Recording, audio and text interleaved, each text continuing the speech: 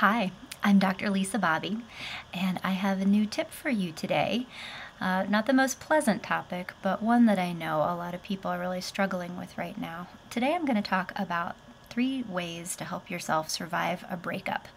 And why I'm talking about that right now, I don't know if you know this or not, but a lot of people break up in January.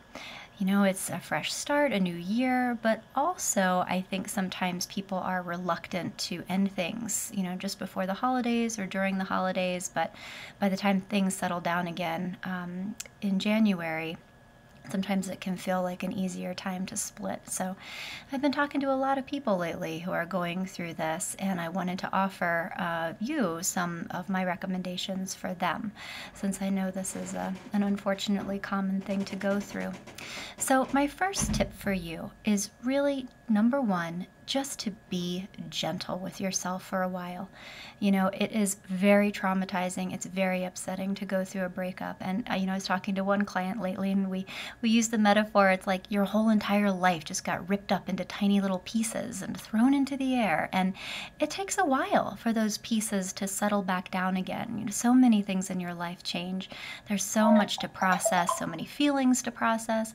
And friendships can change. So there's an awful lot that goes along with our relationships, and it's difficult. So for you just to know that it's difficult and give yourself permission to not be okay for a while is really important, because I think the worst thing that you can do is to be upset with yourself for being upset.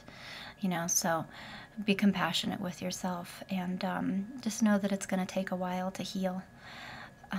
Step number 2 that I'd like to offer you is also the opportunity to look for ways that you can reconnect with yourself. A lot of times in relationships, we give a lot. Sometimes we are more generous with our partners than we are with ourselves. We do things that they want to do. We hang out with their friends. We pursue their hobbies and their interests with them, sometimes at the expense of our own. And so as hard as a breakup is, it also can be a really nice time for you to reconnect with the things that make you happy as an individual. So spend some time thinking about that. And there might be things that you have let go a little bit since you began your relationship, and understandably so. But now might be a good time to just reclaim some of those for yourself.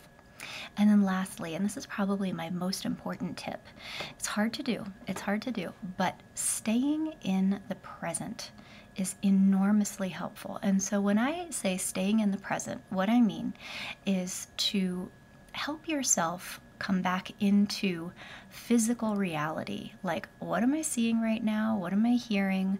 What am I smelling? What am I touching physically with my body? Because what happens during a breakup a lot of times is that we start to ruminate. We think about, why did this happen?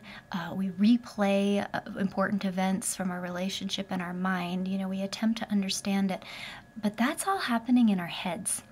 And by nature, those questions, those sort of unsolvable problems, those things that we don't have an answer for, and maybe we never will, they make us feel bad, and I understand that part of the breakup experience is spending time there and trying to process and work through stuff, but I also want you to know that you can take a break from that kind of rumination just by coming back into the present moment.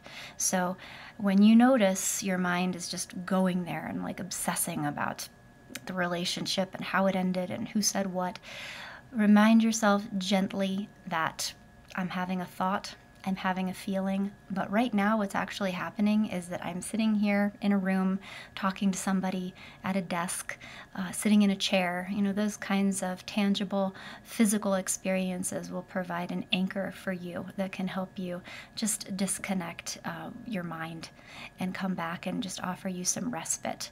So just know that you have that. So anything physical, walking, taking a hot shower, anything that helps you just come back into your body once in a while can be really healing. So those are 3 tips. They're not going to take away all the pain and the grief, unfortunately. That's a longer term process. But using those 3 tips, just being gentle with yourself, reclaiming your own joy, and staying in the present will help you get through this challenging time. So if you have more questions, or you feel like there are other things that you're curious about that you'd like me to address in another video or podcast or an article, don't hesitate to get in touch with me. I always love to hear from people. And otherwise, I'll be back in touch soon with some more advice for you. So take care.